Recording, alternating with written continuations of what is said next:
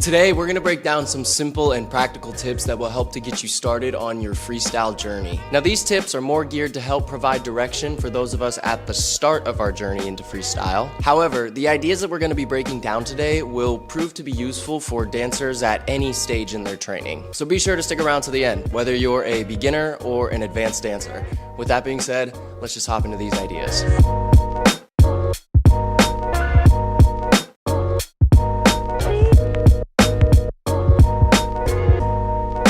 When it comes to getting started in freestyle, something that I feel that we must actively combat in order to make progress in our journey is this idea of waiting to try, waiting to practice, or waiting to explore. These sorts of thoughts will only limit and restrict our progress and create blockages for us in our creative process. We must give ourselves permission to just try things and to try them even before we feel like we can or feel like we're ready. And we also must give ourselves permission to fail, or rather to look foolish. The fear of looking foolish is one of the greatest enemies to our freestyle practice. In order to begin our journey, we have to start at the beginning. We have to be willing to learn what we do not know in order to make progress. Without this principle as a foundational pillar of our practice, our exploration will become conditional, limited, and shallow. We will never really start. So here at the beginning, we must give ourselves permission to try things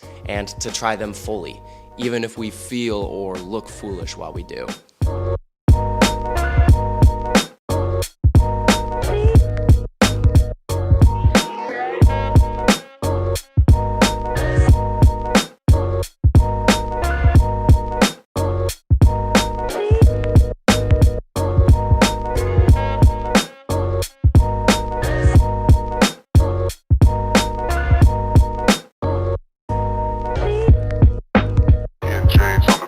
Freestyle is a constant cycle of exploring, adapting, and adopting over and over and over again throughout the entirety of our journey. And these three phases are going to be the heart of our discussion in this video. We're going to break down each phase individually and explain the place or role that they play in our journey as freestyle dancers. For me personally, this cycle has repeated over and over and over again throughout my journey with freestyle. This is just one way to look at the process. This is not law. You don't have to abide by this, but I'm hoping that these three phases will help you to sort of understand the continual repetitive process of what it means to constantly be pushing yourself to improve as a freestyle dancer. And with that, let's just hop into these phases. And the first phase is what I'm going to call the exploration phase. Now, exploring is simply giving ourselves the permission to try new things, allowing ourselves to explore without thought or fear of outcome, trying out new concepts, vocabulary steps, or ideas, and allowing ourselves to get lost in the process of exploration like a little child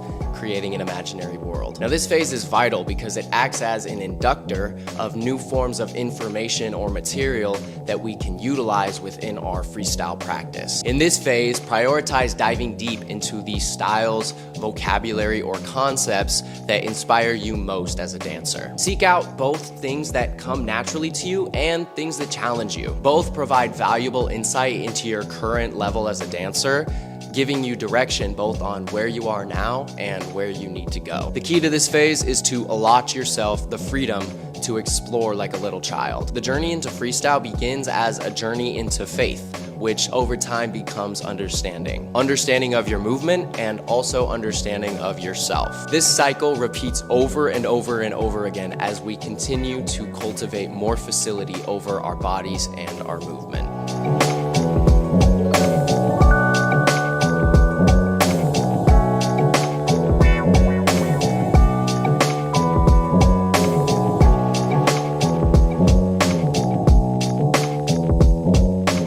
The second phase is the adaption phase. Part of freestyle is finding a balance of understanding what you are naturally good at and also what you naturally struggle with. Understanding what movements complement your body type or movement style and utilizing those to amplify your best qualities, while also understanding the things that don't come naturally to you or that maybe you struggle with. Doing this will help you to both avoid movements that don't show off your best qualities and also inversely provide direction on what movements or or ideas you can challenge yourself with. It is good to explore both things that are easy for you and things that challenge you when it comes to freestyle. So in this phase, analyze the movements and ideas that you've been exploring recently. Which movements have felt natural, easy, and full in your body?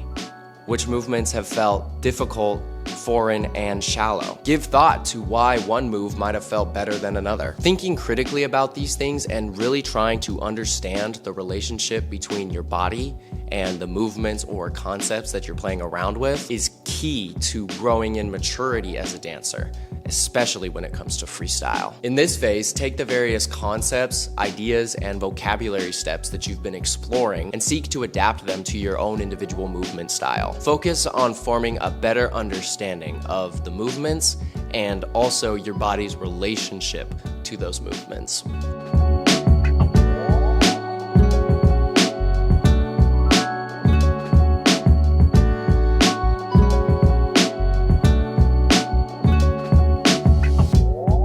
The third and final phase that we're going to talk about today is the phase that I am calling the adoption phase. After allowing ourselves to explore new movement concepts and to then adapt those concepts to our individual bodies or movement styles, the task is now to focus on adopting those movements or concepts into our practice, mastering them by drilling and repetition, prioritizing our personal freestyle practice and allotting time daily to rehearse in order to cultivate familiarity, automation, and freedom within our bodies as we move. Learning and studying new information is really only half of the equation. Without repetition and practice, learning new vocabulary steps is kind of like learning individual words, but never actually picking up a book. It's kind of like studying to get your driver's license, but then never actually going to take the test or never actually driving a car. The proof is in the practice.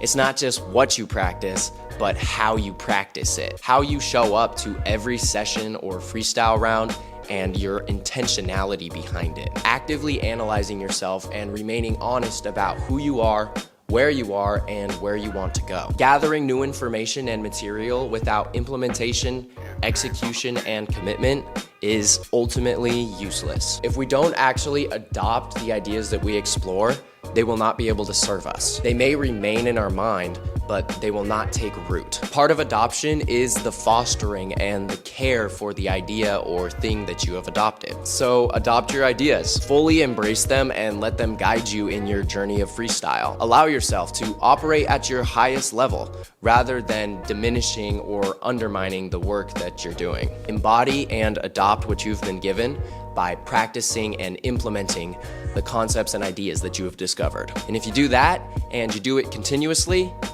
your ideas will grow into something more.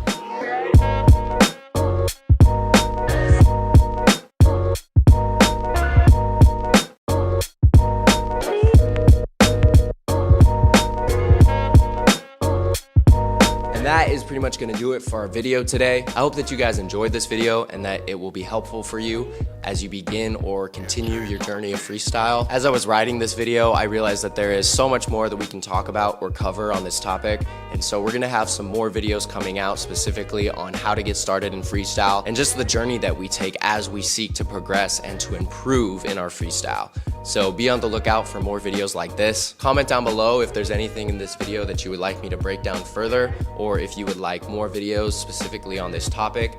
Be sure to comment down below and let me know specifically what you guys would like me to cover. Feel free to reach out to me at The Shed on Instagram or TikTok, and also be sure to check the link to our Patreon down below in the description. If you want to support The Shed, download the Patreon app, head over to our page and join as a free member so that you can stay up to date with all the fun and exciting things that we do over here at The Shed. I want to thank you guys for your continued support of me, this channel, and for your time in watching this video.